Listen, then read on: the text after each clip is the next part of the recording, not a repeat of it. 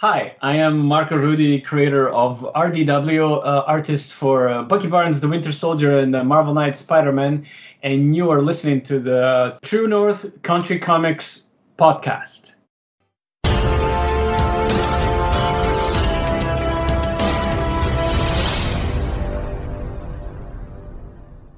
Welcome to the True North Country Comics podcast, dedicated to promote Canadian comic book and graphic novel creators and supporters. I'm John Swinimer. If you want to drop me a line, you can contact me at john@truenorthcountrycomics.com. On this episode, I chat with Marco Rudy about RDW and more at the 2022 Montreal Comic Arts Festival. This podcast is available on Apple Podcasts and Google Podcasts. It's also available on the True North Country Comics channel on YouTube. I invite you to like and subscribe. Marco is a Mozambican-born Canadian creator, comic book illustrator, painter, and offbeat storyteller. Marco has been working in the comics industry for the better part of 15 years now, with longer tenures at DC with Swamp Thing, Action Comics, and The Shield, and Marvel with Marvel Knights, Spider-Man, Bucky Barnes the Winter Soldier, Avengers, Uncanny X-Men, among others. His most recent work is entitled RDW. RDW is described as a tale about coping with the burden of command, the camaraderie and friendship found in times of war, and the consequences of failure. Astrid's first steps into loss, addiction, and withdrawal, and PTSD are just the beginning of this hand-painted, visually striking voyage. And so, without further ado, here's my chat with Marco Rudy about RDW and more at the 2022 Montreal Comic Arts Festival. So, Marco Rudy, thank you very much for taking time to chat with me. Thanks for having me. I'll just point out that there might be a sound of my cat complaining that he's on the other side of the door. He's been complaining a lot, and I think at some point I'll just open the door and the cat will come in. No problem there at all. You know, that's okay if the cat wants to interrupt and say a few words or something. No problem there at all. Sure. Okay, all good. So before we get started, though, I want to ask you, what was the first comic book that you read? It depends, because I'm originally from Mozambique, and growing up, I grew up reading books that we got over donations way back, 82. So at the time, we would get a lot of donations from Europe. So I grew up reading like bande dessinée. Mm-hmm. I think the first books that I read when I was a kid were Asterix and Obelix and like Tintin, a myriad of Belgium titles.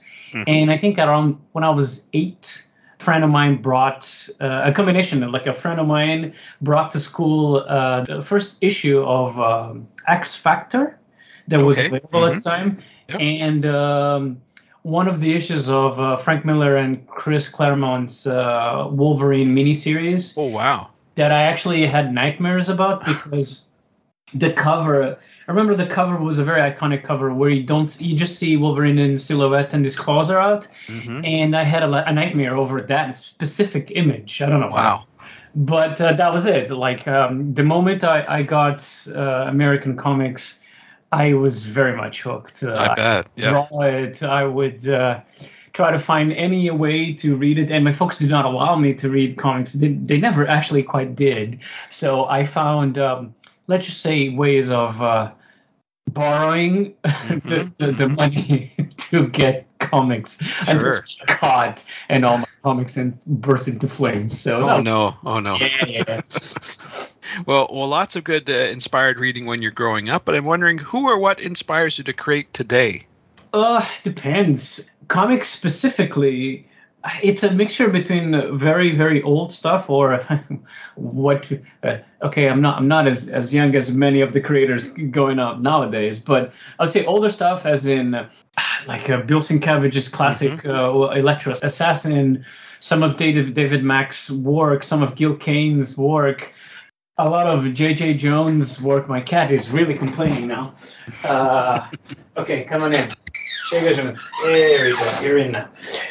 J.J. Jones, but at the same time, Daniel Warren, Greg Smallwood. So it depends. But at the same time, I also use reference from... I use a lot of visual reference from video games and anime. Oh. So I would say... Satoshi Kon is a director that I like a lot, and a lot of his take on how he story tells using visuals. Yeah, that would be like a pretty big influence in how I tell stories, or at least how I try to. Nice. Good There's stuff. more, but that's what immediately comes to mind. Sure, absolutely. Yeah, there's lots there for sure. So Yeah. we're here talking because you're an exhibitor at the Montreal Comic Arts Festival this year. Yeah. So with that in mind, I'm wondering if you have any favorite convention or festival moments that you can share. There's one too many. I have been doing this for a bit, even though I had been working in the industry at the time. Well, I started in 2006, 2007. My first big convention. Well, I would say this, okay, because I can put at least three that are funny enough to tell. My very first convention was a festival in Brazil when I was living there. And Rafael Albuquerque of American Vampire fame, I was at his studio at the time. So he picked up a bunch of us, a bunch of the people at the studio, and took us to the convention there in Brazil. At the time, it was called Festival Internacional de Quadrinhos. Quadrinhos is comics in Portuguese, or in Brazilian Portuguese. Okay. So at that show, I had a meeting with an editor and a comic book agent. I had a sample prepared, and the editor was going through my samples and whatnot. And he asked me, "So this is really good. How long did it take for you to make these pages?"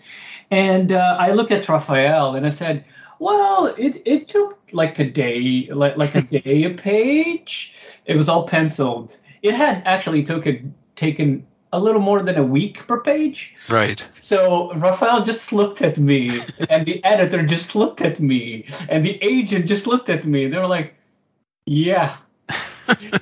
I'm like, I believe you. Ironically, I actually got the gig I think three weeks after that. So my lie eventually got me work, I suppose. And then the other one was my first convention in North America was Fan Expo in 2011 when I moved to Canada. I was there. I was overwhelmed by the notion of being around people that I admire, comic book creators that I admire, and I had a table like the person beside me was Jimmy Chung, and I'm a big fan. So I talked to him, whatever, and then I was walking around. And somebody was showing me around and said, "Oh, this is this person. This is that person." They go, "Oh, that's Steve Epting." And I am a big fan of Steve Epting. So I told him, "Oh, do you know that you have fans in Mozambique, in Africa?" He's like, "I do?" I said, "Yeah, me." And then I left. And he was like, "Oh, okay." I left, like, awkward. Same day, kind of in the line, I was talking to Jimmy Chung and telling him, "Yeah, I am really big fan of your work from the early X-Men stuff, whatever." And he's like, "Can I come to your table and look at your artwork?"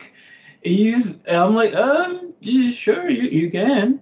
So he goes by my table. He's like, "This is really, really good. Do you like to trade some artwork?" I'm like, "What?" So, like, I wanted to give him like 5 pieces of artwork. He's like, no, one's enough. So we traded art. That was like a pretty good validation. I mean, there's more, but these are like funny moments that I've had that I still keep in my memory.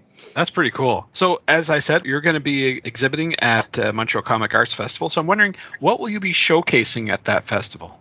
I am happily one of the people that are nominated for an award.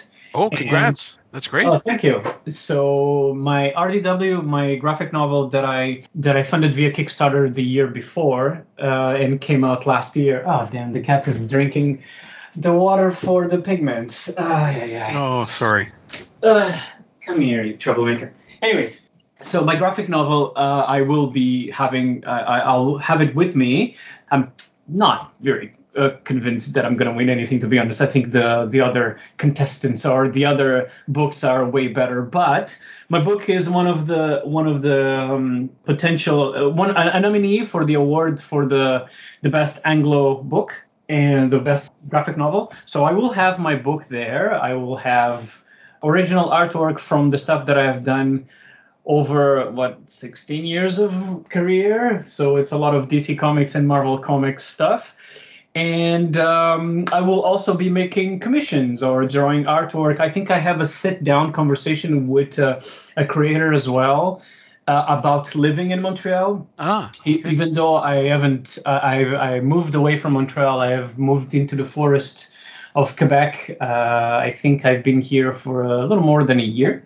Mm-hmm. I think that's about it. I mean, basically that's it. I'm there as a nominee for an award that so I'll be at the ceremony just to see what happens. Who knows? I'll be there to promote my book that has been out for a while now. It was out in November 2020 or it is 2021. I don't even know at this point. But it's a bit. Yeah, 2021, not 2020. And I'll be there with the book. I'll be doing artwork. I'll be talking to people and engaging anybody that comes to the table to talk about comic books or anything. Sounds like fun. Yeah. Maybe you could talk a wee bit about RDW. Maybe if you could sort of summarize what is the story about and what inspired you to create it. So RDW is it's like abbreviation of A Rainy Day Woman, which is a title of a song that I honestly didn't want to go infringe into IP infringement and whatnot. So it's just the abbreviation RDW that goes for A Rainy Day Woman.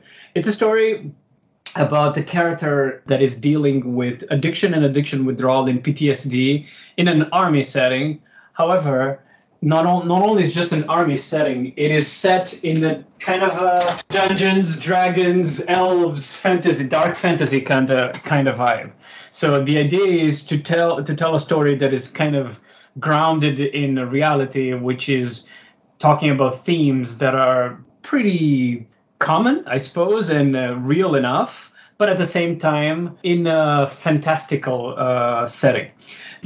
I would say that my biggest influences to tell the story in that fashion are Asterix, because the main character, her name is Astrid, and it's a direct reference to Asterix. What happens to this character is that she's a commander of a free company. Free companies are mercenaries. Okay. And they're renowned for mercenaries are good when they're paid to do good stuff. They're bad when they're paid to do bad stuff. So this is a character that straddles that line between the stuff that they have done that is good and the stuff that they have done that is not so good. Their company is lost through her command. So she's dealing with that. She's dealing with some like responsibility of the facts of the stuff that she has done, and at the same time, one trump card that this company has and has had over time is this drug that they use to beef them up and go to do whatever bad or good thing that they have to do, which is a reference to the magic potion from Asterix and Obelix. So there's that angle, but then that is like the sole reference to that. I then take that drug, and the drug is actually basically kind of a super methamphetamine, and it's a commentary on use of stim packs by soldiers in the army, the use of cocaine, the use of stimulants in times of war, and how on one hand is kind of discussing that, but at the same time, the whole story, this is book one, and it's just the opening. Wow, the whole story basically discusses the expendability of soldiers in war times, or just that. But there's many more things connected to it. But as it is, this opening chapter is just, you get to see what's happening. This character is going through some serious side effects of withdrawal and dealing with the fact that they don't know whatever happened to their company through their own fault. Right. And there the story goes. Okay. Yeah, that sounds fascinating. Something to look forward to for sure. I want to switch gears a wee bit and talk about the tools used to create your art. I wonder if you could walk me through your workflow. Yeah, I am nowadays. I'm mostly now. I'm through and through a traditional. While I can work digitally, I prefer to work traditional. So I'll use pencils, inks. I paint in acrylics. It has been an interesting evolution because when I started working at DC Comics, I went to my first gig as a penciler and inker. And while I had to do that like on a time limit, it was accepted to just go and do it. But upon revision, it was deemed that my inking ability wasn't very good. So I was assigned an inker on my first few gigs at DC Comics, and then over time, I grew confidence in learning to ink and whatnot, and I got better, and I started inking my own work. And then my exclusive stint at DC Comics ended. I became freelancer, and I worked a lot with both Marvel and DC. And through that time with Marvel, I did a miniseries called Marvel Knight Spider-Man, in which I experimented with a lot of medium. Like I even put tea into the yeah. So one of the issues that I have, I use a lot of tea to paint with. So that experimentation and the fact that Marvel encouraged me to experiment in the different books that I worked with landed me on the fact that I'm like, I can paint as well. I can do coloring if I can try. So I relearned watercolors. I learned how to use acrylics. And nowadays, I mostly do paintings with acrylics. So that's essentially it. My medium of choice is acrylics. But for instance, at conventions, I like to play around and experiment. I remember I was in a show in Paris where people were discussing the fact that I kind of flaunt, like you can give me something for me to paint with and I'll try with that. Okay. So I had a mochaccino, like a Starbucks mochaccino, and I was using that. It wasn't working really well, but it smelled great. So I said, you know what would be better if I had wine, because wine makes stains and I can use the stains from wine to paint. Right. And like not only like 45 minutes after that, guy comes in with a bottle of wine. I'm like, you know what? Let's go. Oh. So we painted with wine, with coffee, with tea that day. So I like to play around, but mostly I use traditional media. I use acrylics. I would say that the only thing that is very, very different in the way that I do my stuff is my work, and you can see that specifically on RDW and most of my Marvel work, is that the design work that I use when I'm layouting a story, when I'm sketching a scene, I make so that the design is integral to telling the story. You can follow the story from panel to panel, but if you see the layout, the design of each scene, of each page, you are getting more from what I'm trying to tell you. Like in RDW, for instance, there is a scene where the mood changes from dark and gloomy to somebody that is kind of bringing a quote-unquote warm blanket over the scene to bringing some sort of positivity. And the scene is literally framed on the fact that a character is bringing a blanket over the other character. So though the framing is the blanket covering that character, there's a sunlight shining through, so the dynamic shifts. So that's something that I like to do, and I engage the reader in the way, or try to engage the reader in the way that the story almost is interactive in the way that you can read the story panel to panel, as I said, and it's fine. But if you engage with the little nooks and crannies that I put there, you are interacting with the story, and that interactivity makes the story told in my mind better. That's the way that I tell the story. Right. That's an interesting way of doing it, that's for sure. Yeah. Now, I noticed also on your website, you have something, I'm going to mess this up, but you have a certain philosophy called Les Editions Excandereira. Les Editions Chicanderinha. Okay, what is that all about? All right. So, as I said at the beginning, I'm originally from Mozambique. And Chicanderinha is the name of a kettle, is where we boil water. Back when I was a kid, the things are much different now. But back when I was a kid, we would have a lot of power outages, and we have this habit of sipping tea. I think it's because of the proximity to South Africa and the English custom of drinking tea at 5 and whatnot. Anyways, we would have a lot of power outages, and we would boil water to make tea and tell stories. So there is a very famous book in Mozambique called Chicandarinha na Lenha do Mundo, which translates to the kettle in the fire of the world. So it's about this kettle that kind of disappears, and there's a whole story around the kettle that disappears and whatnot. But I used the concept of that book and the concept of the fact that we would tell stories around the fire to come up with a publishing company in which I publish my comic books. So Chicaneria is the name for that. So my website, even though there is a substantial part of the website that is dedicated specifically to me, my website is mostly about the concept of telling the stories in that way. And so far, I have one book that I published through that.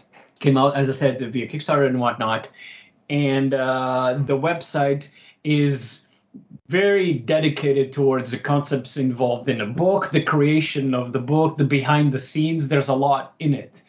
And my process in telling that specific story, what happens on book 2, book 3, and whatnot.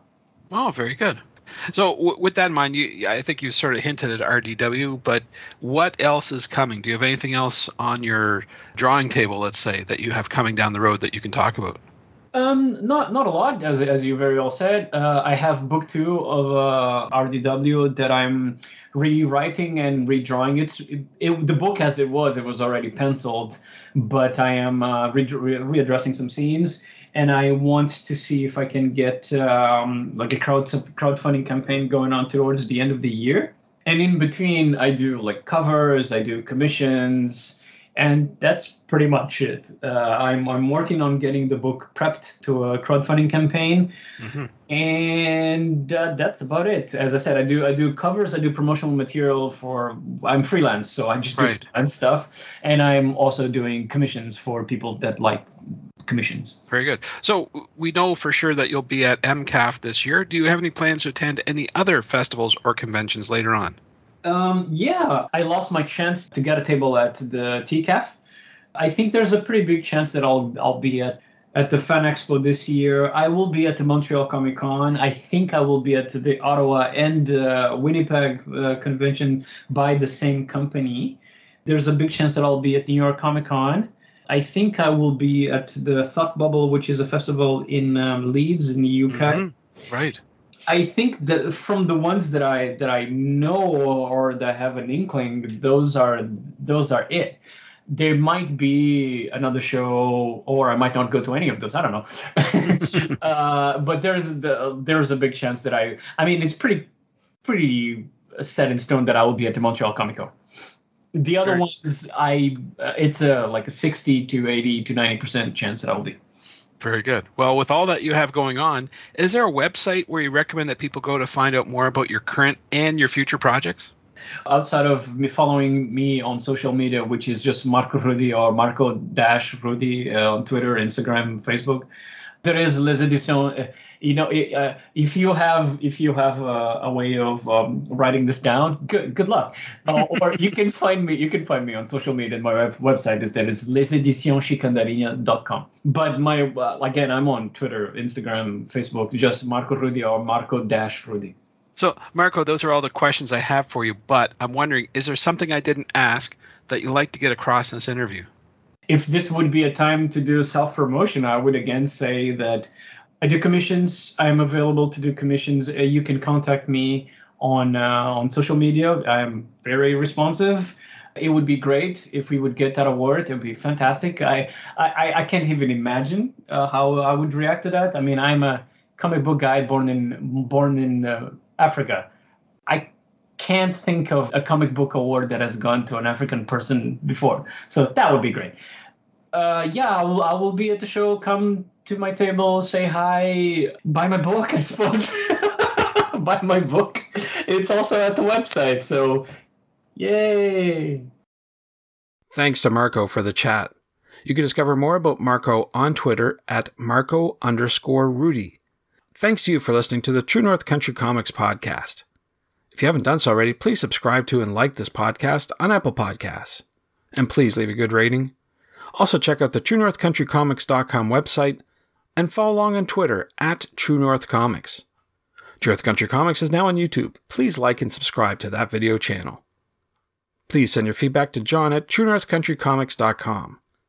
Thanks again for listening, and come back soon for another episode. Bye for now. True North Country Comics Podcast is copyright True North Country Comics, copyright 2022.